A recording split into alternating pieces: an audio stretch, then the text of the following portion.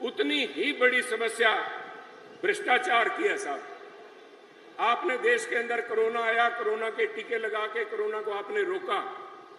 आज मेरी बेनती है कि जहां आप देश में भ्रष्टाचार के खिलाफ काम कर रहे हैं, पंजाब में ऐसी ही एक वैक्सीन आपको लगानी पड़ेगी जिससे भ्रष्ट नेताओं का खात्मा हो उसके साथ। ये वो लीडर हैं पंजाब के अंदर, खास तौर पे आम आदमी पार्टी और कांग्रेस के नेताओं की पहचान बड़ा होने की, छोटा होने की, पंजाब की भाईचारक सांझ और देश को बुलंद करने वाले लोग पंजाब के जो बाहर बैठे हमारे साथी, वो सभी भारत के एम्बेसडर्स हैं और उनके साथ यहाँ पे लोगों की आकांक्षाएं भी बड़ी हैं, क्योंकि उनके वहां बाहर उन्होंने जो देखा है उसके चलते मैं आपसे एक बेनती करूंगा, शिक्षा के इस केंद्र के अंदर, इस दुआबे के अंदर हमें बाबा साहब अंबेडकर के नाम पे इस तीसरे कार्यकाल में एक बहुत ही बढ़िया हायर एजुकेशन के लिए यूनिवर्सिटी आप दीजिए, इस उम्मीद के साथ कि आप भ्रष्टाचार का टीका भी लगाएंगे और यहाँ पे हायर एजुकेशन के लिए, क्योंकि हुआ क्या है, आपका जो पैसा आ रहा है पोस्ट मैट्रिक स्कॉलरशिप के लिए, उसमें भी नहीं बख्शा गया साहब।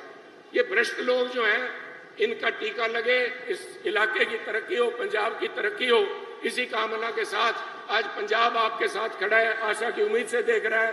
पंजाब में अमन शांति, लॉ एंड ऑर्डर, उसके लिए आज बीजेपी को देख रहे हैं, आपको देख रहे हैं।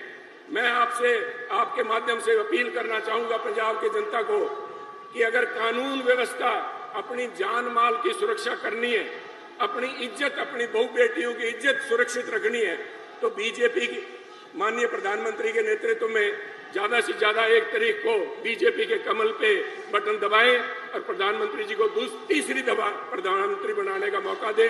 जय हिंद।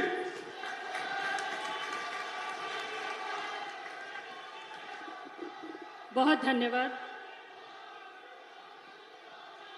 होन में भारत धरा के लिए अपना तन मन समर्पित करने का भाव लिए त्याग की प्रतिमूर्ति, निश्चल राष्ट्र की गौरव गाथा के सूत्रधार, मां भारती के पुत्र, भारत के यशस्वी प्रधानमंत्री श्री नरेंद्र मोदी जी हम सबका मार्गदर्शन करेंगे।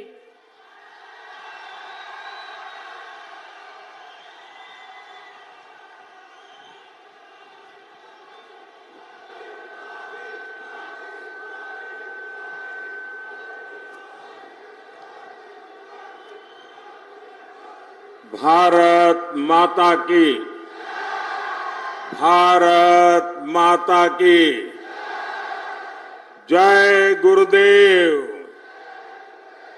धन गुरुदेव, जय गुरुदेव, धन गुरुदेव। बोले सो निहाल, सत श्री अकाल। 2024 के चुनाव प्रचार की मेरी ये अंतिम सभा है। मैं मां चिंतपूर्णी, मां नैना देवी और गुरु गोविंद सिंह जी को सर झुकाकर नमन करता हूं। हमारे होशियारपुर को छोटी काशी कहा जाता है। ये गुरु रविदास जी की तपोभूमि है और संयोग देखिए, काशी जहां से मैं सांसद हूं, वहां गुरु रविदास जी का जन्म हुआ था। इसलिए होशियारपुर की इस पुण्य भूमि पर आज चुनाव अभियान का समापन होना मेरे लिए अपने आप में सौभाग्य से कम नहीं है। भाई और बहनों, गुरु रविदास जी कहते थे, मन चंगा तो कठौती में गंगा। मैं भी पूरे ईमानदार मन से देश की सेवा में जुटा हुआ हूं और इसलिए जनता का आशीर्वाद भी मेरे साथ है। मैं देश भर में जाकर के आया हूं। जनता जनार्दन ने तीसरी बार मोदी सरकार बनाना पक्का कर लिया है।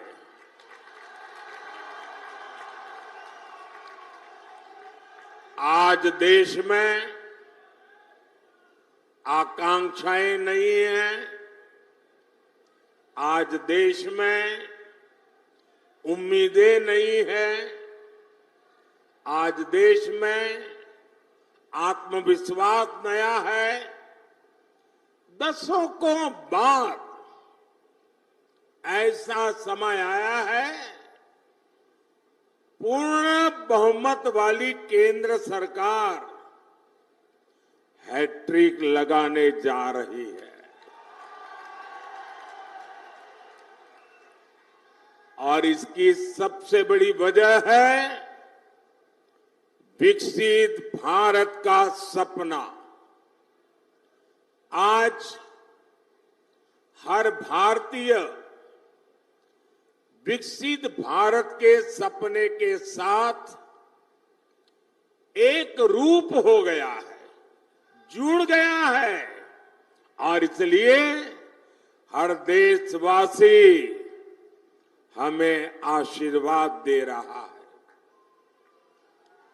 साथियों, आपको याद होगा मैंने लाल किले से कहा था, यही समय है, सही समय है।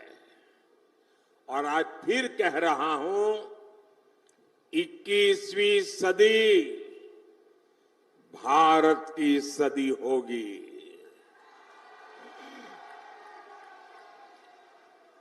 पिछले 10 साल में भारत ने जो विकास करके दिखाया है वो अभूतपूर्व रहा है।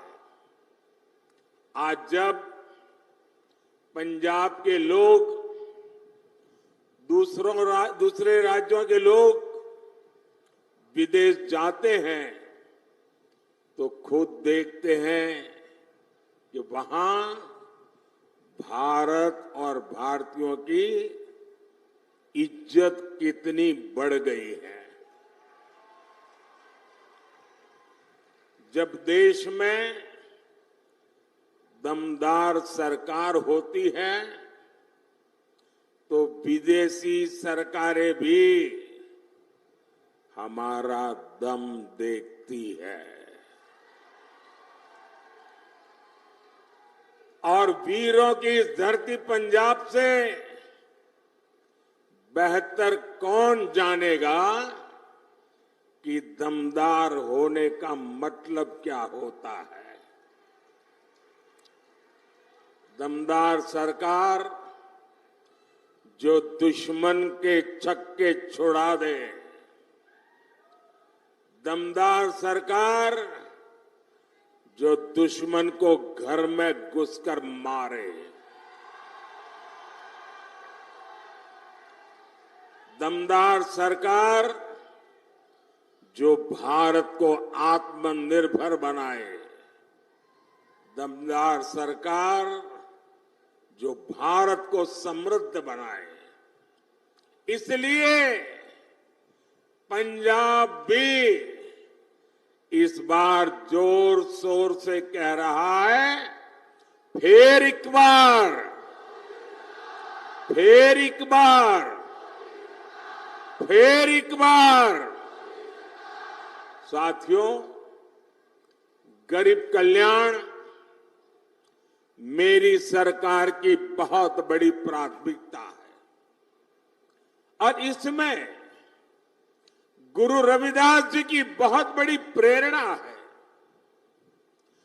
गुरु रविदास जी कहते थे, ऐसा चाहूं राज में जहां मिले सबन को अन्न, छोट बड़ो सब सम बसे, रैदास है प्रसन्न।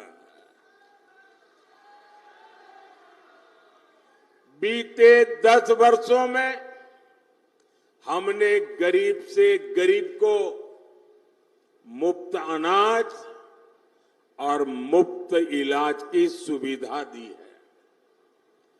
आज किसी भी गरीब, दलित, वंचित मां की संतान को भूखे पेट नहीं सोना पड़ता।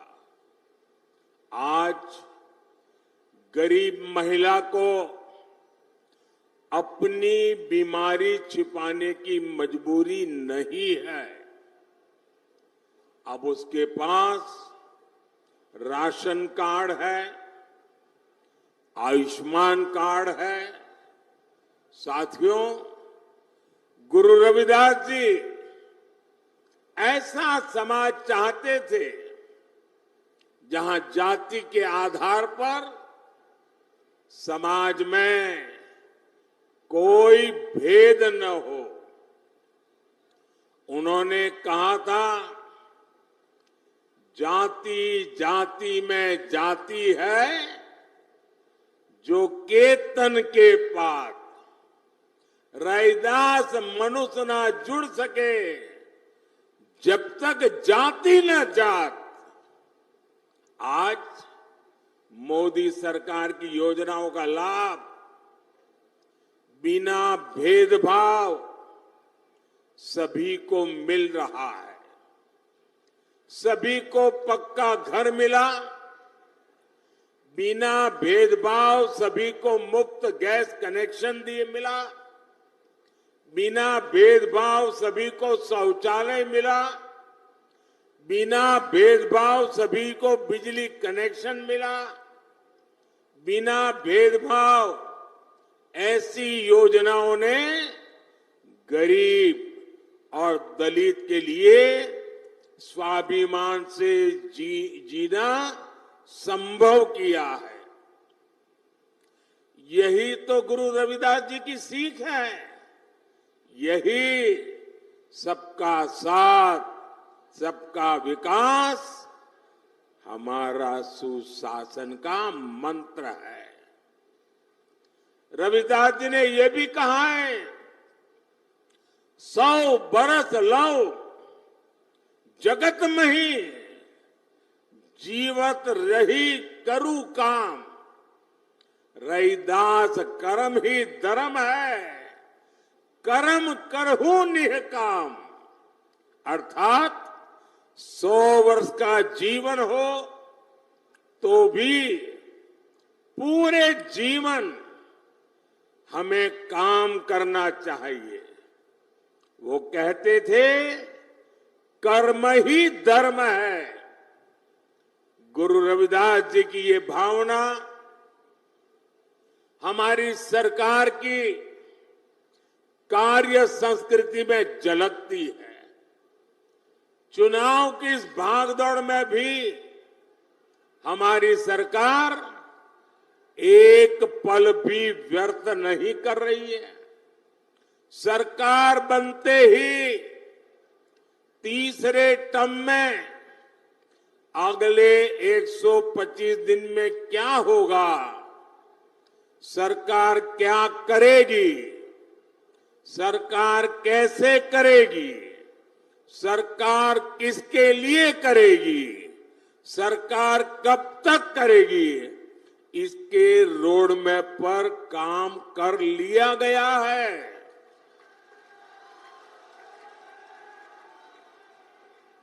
इसमें भी 25 दिन विशेष तौर पर युवाओं के लिए केंद्रित किए गए हैं। अगले 5 साल में कौन से बड़े निर्णय लेने हैं, इसकी भी रूपरेखा खींची जा चुकी है। अगले 25 साल के विजन पर भी हमारी सरकार तेजी से आगे बढ़ रही है। साथियों, ये भाजपा सरकार का सौभाग्य है कि उसे गुरु रविदास से जुड़ी विरासत को सम्मान देने का अवसर मिला है। काशी में उनके जन्म स्थान का विकास किया जा रहा है। काशी में गुरु रविदास जी के जन्म स्थान पर सुविधाएं बढ़ाई जा रही हैं। वहां लंगर हॉल बना है, म्यूजियम बना है, पार्क बना है, मंदिर के आसपास सड़कें बनी हैं। कोशिश यही है कि आप लोग जब यहां से काशी आए तो आपको वहां परेशानी न हो। और इतना ही नहीं, मैं काशी का सांसद हूं, इसलिए जब भी आप काशी आए ना तो आप मेरे मेहमान हैं। और मैं मेहमान नवाजी में कोई कमी नहीं रखता हूं।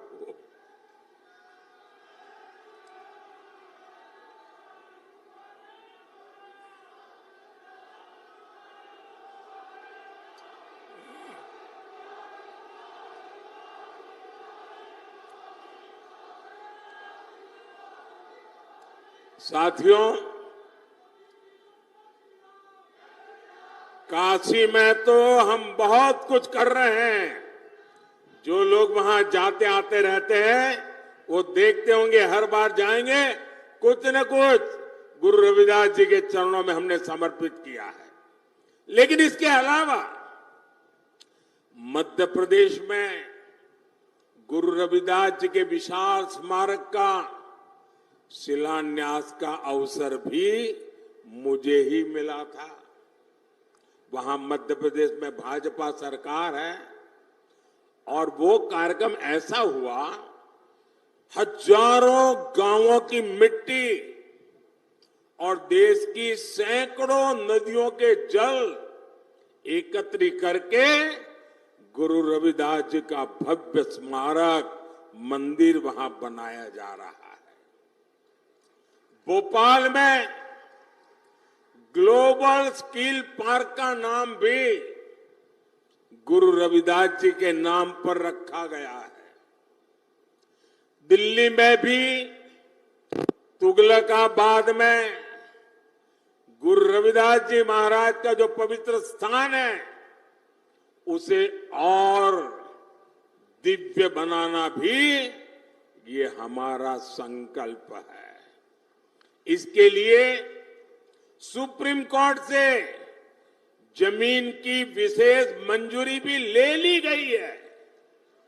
और आज जब मैं होशियारपुर आया हूं तो अपने मन की एक और बात आपको बताना चाहता हूं। आपको पता है कि हमने अयोध्या में प्रभु राम का मंदिर तो बनाया, जय श्री राम। 500 साल बाद अयोध्या में भगवान राम का मंदिर बना।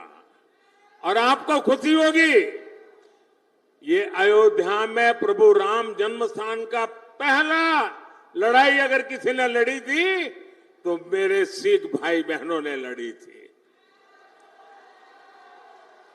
और तब से लड़ाई चली और आज राम मंदिर बना है। राम मंदिर तो बना, लेकिन यात्रियों की सुविधा के लिए हमने अयोध्या में एक बहुत बड़ा हवाई अड्डा बनाया। लेकिन हवाई अड्डे का नाम हमने महर्षि वाल्मीकि के नाम पर रखा है। यानी राम जी के पास जाना है, रामलला के पास जाना है, पहले वाल्मीकि जी के पास जाना होता है। इसी प्रकार मेरी इच्छा है कि आदमपुर एयरपोर्ट का नाम भी गुरु रविदास जी के नाम पर रखा जाए।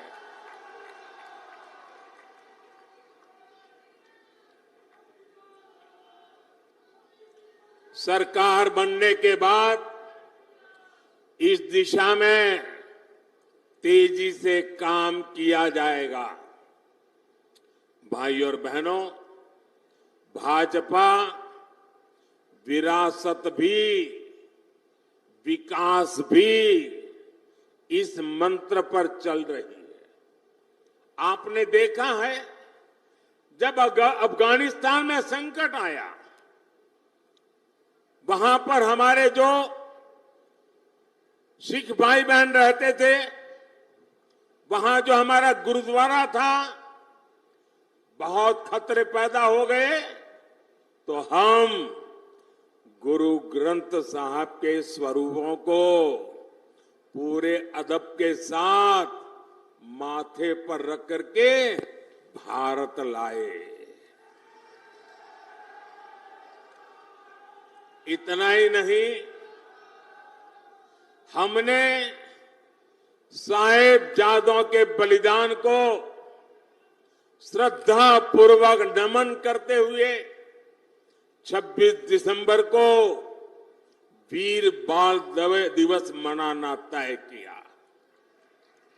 और ये सिर्फ एक दिवस नहीं है, इतना बड़ा बलिदान, इतना बड़ा त्याग, इतनी बड़ी प्रतिबद्धता केरल के बच्चे को भी पता होनी चाहिए, आसाम के बच्चे को भी पता होना चाहिए, तमिलनाडु के बच्चे को पता होना चाहिए, बंगाल के बच्चे को भी पता होना चाहिए। और इसलिए हमने वीर बाल दिवस के द्वारा हिंदुस्तान की भावी पीढ़ी को प्रेरणा देने के लिए वीर बाल दिवस की परंपरा शुरू की है। हमने हरविंदर साहब के लंगर को टैक्स से मुक्त किया। विदेशी भक्त भी सेवा के लिए दान दे सके, इसके लिए हमने नियमों में छूट भी दी है। साथियों, विकसित होते भारत के सामने कुछ चुनौतियां भी है। कांग्रेस और इंडी गठबंधन की स्वार्थ की राजनीति, वोट बैंक की राजनीति ने देश का बहुत नुकसान किया है। इनका वोट बैंक, जो वोट बैंक के प्रति उनका प्यार था कि बंटवारे के समय के हमारे करतारपुर साहिब पर भारत का अधिकार नहीं जता पाए। यही लोग हैं जो अपने वोट बैंक के लिए लगातार राम मंदिर का विरोध करते रहे। अपनी तुष्टीकरण की इसी राजनीति की वजह से इंडी गठबंधन सीएए का भी विरोध कर रहा है। साथियों, आजकल देश के लोग इंडी गठबंधन वालों से संविधान की रट सुन रहे हैं। ये वो लोग हैं जिन्होंने इमरजेंसी में संविधान का गला घोंट दिया था। जब 84 के दंगों में सिखों के गले में टायर बांधकर जलाया जा रहा था, तो इन्हें संविधान की नहीं सूझी। साथियों, मोदी ने एक संकल्प लिया है कि वो दलितों, पिछड़ों, आदिवासियों का आरक्षण किसी को भी छीनने नहीं देगा।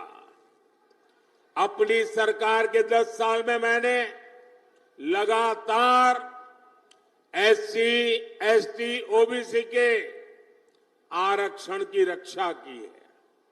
ये कांग्रेस और इंडी गठबंधन वाले मेरी इस कोशिश से भी भड़के हुए हैं। दरअसल आरक्षण को लेकर इनके खुद के इरादे बहुत खतरनाक हैं। इनका पूरा track record SC, ST, OBC का आरक्षण छीनने का रहा है। सरकारी नौकरी में धर्म के आधार पर आरक्षण हो, स्पोर्ट्स में, सरकारी टेंडर में धर्म के आधार पर आरक्षण हो, यूनिवर्सिटी के दाखले में धर्म के आधार पर आरक्षण हो, ये संविधान की भावना का, बाबा साहब आम्बेडकर की भावना का अपमान कर रहे हैं। ये दलितों और पिछड़ों का आरक्षण छीनकर उसे सिर्फ और सिर्फ मुसलमानों को देना चाहते हैं। ये धर्म के आधार पर देश को बांटने की एक और बड़ी गहरी साजिश है। 2024 के इस चुनाव अभियान में मोदी ने इनकी इस सबसे बड़ी साजिश से पर्दा उठा दिया है, उनको बेनकाब कर दिया है और इसलिए बौखलाए हुए हैं और लगातार मोदी को नई नई गालियां देते रहते हैं। भाई और बहनों, आप भी जानते हैं कांग्रेस भ्रष्टाचार की जननी है। 60 साल तक कांग्रेस ने जो कारनामे किए हैं, भ्रष्टाचार की एक से बढ़कर एक वारदातें की हैं, ऐसा लगता है कांग्रेस ने भ्रष्टाचार में डबल पीएचडी कर ली है। और अब कांग्रेस के साथ एक और कट्टर भ्रष्टाचारी पार्टी भी जुड़ गई है। इतना ही नहीं, ये भयंकर झूठवादी पार्टी भी है। अब आप देखिए, यहां तो आमने सामने लड़ने का ड्रामा कर रहे हैं, दिल्ली में एक साथ चुनाव लड़ रहे थे और लोग भूले नहीं कि ये झूठवादी पार्टी, ये कट्टर भ्रष्टाचारी पार्टी की पहली सरकार कांग्रेस के समर्थन से दिल्ली में बनी थी और इसलिए इन्होंने जो भ्रष्टाचार की जननी कांग्रेस है, उससे बराबर भ्रष्टाचार के पाठ पढ़ लिए हैं। हम छोटे थे तो एक कथा सुना करते थे और कथा बड़ी मजेदार थी। वो कथा ऐसी थी कि एक प्रेग्नेंट विमेन डिलीवरी के लिए अस्पताल में गई और बेटे का जन्म हुआ, लेकिन जो नर्स वो डिलीवरी करवा रही थी, वो ढूंढने लगी चारों तरफ, उसकी अंगूठी कहीं खो गई थी। वो रोने लगी, अरे मेरी अंगूठी कहां गई, अंगूठी कहां गई। अब बेटे का जन्म हुआ, लेकिन वो अपनी मुट्ठी नहीं खोलता था, तो डॉक्टरों को चिंता हुई, इस बच्चे की मुट्ठी क्यों नहीं खुल रही है, अभी तो पैदा हुआ है। डॉक्टरों ने बड़े तरीके से उसकी मुट्ठी खोली तो अंगूठी उसकी मुट्ठी में थी। तो लोगों ने कहा ये बच्चा पैदा होते ही चोरी करता है, तो पता चला उसका बाप बहुत बड़ा चोर था, बड़ा डाकू था। तो जन्मजात ये भ्रष्टाचार की जननी कांग्रेस की गोद से एक कट्टर भ्रष्टाचारी पैदा हुए हैं और इसलिए कांग्रेस को तो भ्रष्टाचार में पीएचडी करते करते 60 साल लगे। ये तो जन्म से ही कट्टर भ्रष्टाचारी पैदा हुए हैं। ये लोग क्या क्या बातें करते थे। कहते थे पंजाब को नशा मुक्त करेंगे, और नशा मुक्त के इतने भाषण किए, पूरे पंजाब को बदनाम करने वाली उड़ता पंजाब फिल्में बनाई थी, चारों तरफ बदनामी की थी। लेकिन इन्होंने आते ही नशे को ही अपनी कमाई का साधन बना दिया है। दिल्ली के शराब घोटाले को पूरी दुनिया जान चुकी है। यहां खनन माफिया भी बेलगाम चल रहा है। इन कट्टर भ्रष्टाचारियों ने, भयंकर झूठवादियों ने पंजाब को गैंग वॉर में झोंक दिया है। इन लोगों ने पंजाब में उद्योग और खेती दोनों को बर्बाद कर दिया है। ये कट्टर भ्रष्टाचारी, भयंकर झूठवादी तो नारी उत्पीड़न में भी नंबर 1 बनते जा रहे हैं। आज दिल्ली से लेकर पंजाब तक इनके कारनामे दुनिया देख रही है। इनके नेता का ठिकाना नहीं, नीति फर्जी, नारे फर्जी और नियत में भी खोट है। साथियों, पंजाब वीरों की धरती है, पंजाब शौर्य की धरती है, पंजाब पराक्रम की धरती है, पंजाब पुरुषार्थ की धरती है। लेकिन इंडी गठबंधन के लोग हर कदम पर वीरों का अपमान करते हैं। यही लोग हैं जिन्होंने हमारे देश के सेना के अध्यक्ष जनरल बिपिन रावत को गली का गुंडा कहा था, और वो सिर्फ जनरल बिपिन रावत का अपमान नहीं था, हिंदुस्तान के हर फौजी का अपमान था, हिंदुस्तान के हर सैनिक का अपमान था। यही लोग हैं जिन्होंने सर्जिकल स्ट्राइक पर हमारी सेनाओं से सबूत मांगे थे। यही लोग हैं नेहरू के जमाने की 62 की लड़ाई में चीन को क्लीन चिट देकर भारत की फौज का आए दिन अपमान करते रहते हैं। कांग्रेस और इंडी गठबंधन ने हमारी सेनाओं को कमजोर करने में कोई कसर बाकी नहीं छोड़ी थी। याद कीजिए, देश आजाद हुआ तब से जीप घोटाला हो, बोफोर्स घोटाला हो, सबमरीन घोटाला हो, आर्मी के लिए ट्रक घोटाला हो, इन लोगों ने हर मौके पर देश की सेना की जरूरतों की चिंता नहीं की, देश की सेना की शक्ति की चिंता नहीं की। इन्होंने लूटने की योजनाएं बनाई, चोरी करने की योजनाएं बनाई, भ्रष्टाचार करके देश के खजाने को खाली करने की योजना बनाई है। ये लोग हैं जिन्होंने तेजस फाइटर प्लेन के प्रोजेक्ट को ठंडे बस्ते में डाल दिया था।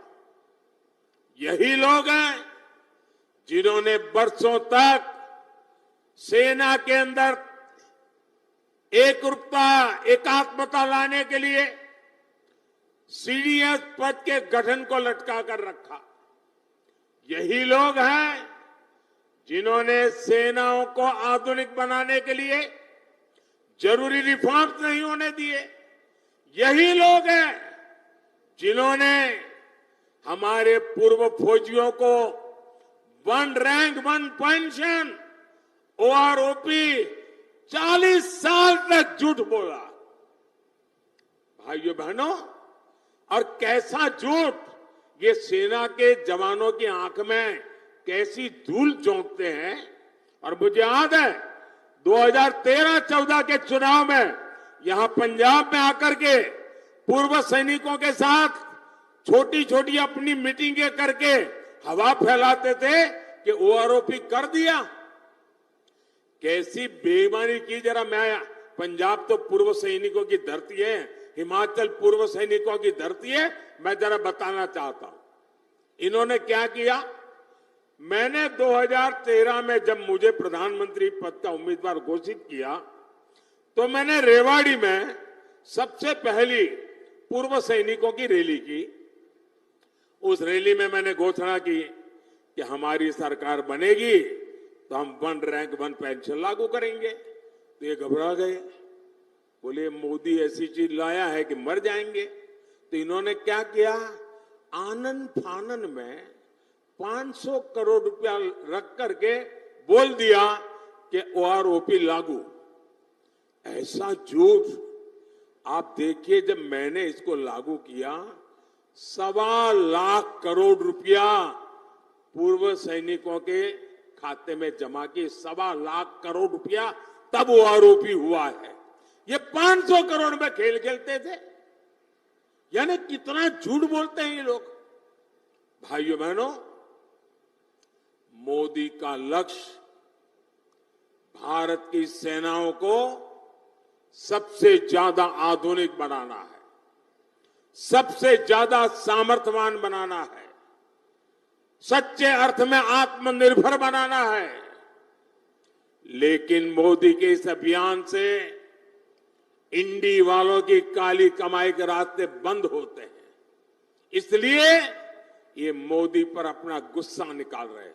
और भाइयों बहनों, साफ है, सेना बनती है तो हमें हर चीज में ध्यान रखना होता है कि मुकाबला किससे करना है।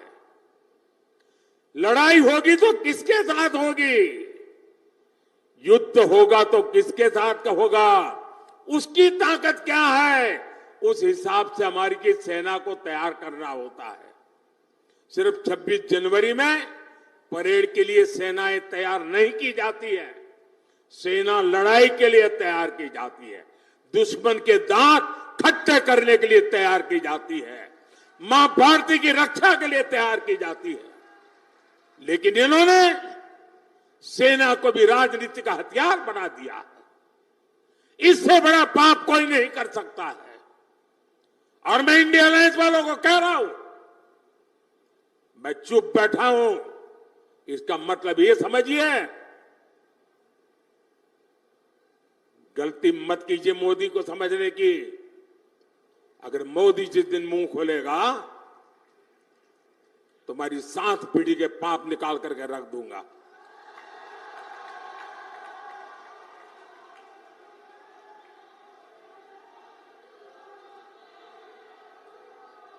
आपको मोदी को जितनी गालियां दे दीजिए, लेकिन मेरे देश की सेना का अपमान ये मोदी नहीं सहन करेगा।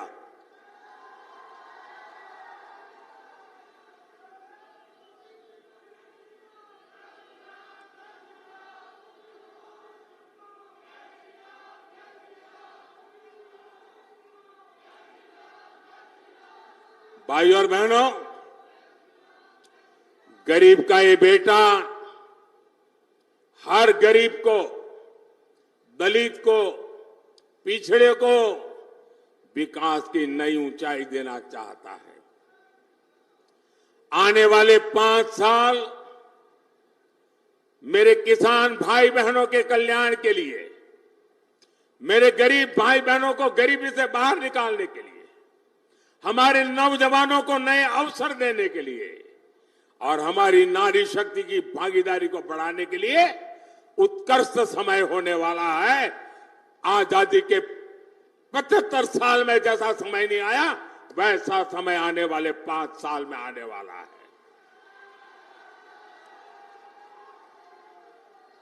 और इसलिए चुनाव की मेरी आखिरी सभा में गुरु रविदास जी की पवित्र भूमि से, गुरुओं की पवित्र भूमि से, वीर बलिदानियों की पवित्र भूमि से मैं देशवासियों को कह रहा हूं, आखिरी चरण में मतदान के सारे रिकॉर्ड तोड़ दीजिए, भारी मतदान कीजिए और जहां जहां भाजपा एनडीए के उम्मीदवार है वहां भारी बहुमत से विजयी बनाइए। 400 पार का आखिरी जो काम है वो आखिरी तबके के मतदाताओं के पास है। मुझे पूरा विश्वास है कि वो सौभाग्य जाने नहीं देंगे। आपसे 1 जून को पंजाब की हर सीट पर कमल खिलाने के लिए मैं आपसे आशीर्वाद मांगने आया हूं, मैं आपसे सहयोग मांगने आया हूं। होशियारपुर से बहन अनीता सोम प्रकाश जी और आनंदपुर साहब से मेरे पुराने साथी कार्यकर्ता सुभाष शर्मा जी को भारी मतों से विजयी बनाने के लिए मैं आपसे प्रार्थना करता हूं। ज्यादा से ज्यादा परिवारों में जाएंगे, ज्यादा से ज्यादा परिवारों में जाएंगे। मुझे आपसे जवाब चाहिए, ज्यादा से ज्यादा परिवारों में जाएंगे, हर घर में जाएंगे, ज्यादा से ज्यादा मतदान कराएंगे, हर पोलिंग बूथ में विजय दिलाएंगे, गांव गांव कमल खिलाएंगे। अच्छा, मेरा एक काम करेंगे, मेरा एक काम करेंगे, ऐसा नहीं पूरी ताकत से बोलो तो बताऊंगा। मेरा एक काम करेंगे, जरा हाथ ऊपर करके बताइए, मेरा काम करेंगे। देखिए, यहां से जाने के बाद अपने मोहल्ले में, अपने गांव में जो भी देवस्थान हो, गुरुद्वारा हो, वहां पर जाना और मोदी की तरफ से वहां माथा टेकना और हमें गुरुओं से आशीर्वाद चाहिए, हमें हमारे परमात्मा से आशीर्वाद चाहिए, लेकिन आशीर्वाद मोदी के लिए नहीं मांगना है, आशीर्वाद मोदी के परिवार के लिए नहीं मांगना है। आशीर्वाद मांगना है विकसित पंजाब बनाने के लिए, आशीर्वाद मांगना है विकसित भारत बनाने के लिए। और इसलिए आप सबसे मेरा आग्रह है कि मेरा ये काम जरूर कीजिए। हर गुरुद्वारे पर जाकर के, हर देवस्थान पर जाकर के मेरी तरफ से मत्था जरूर टेकना। मेरे साथ बोलिए, जय गुरुदेव, जय गुरुदेव, धन गुरुदेव, धन गुरुदेव। श्री वाहेगुरु जी का खालसा, श्री वाहेगुरु जी का खालसा। भारत माता की, भारत माता की। बहुत बहुत धन्यवाद।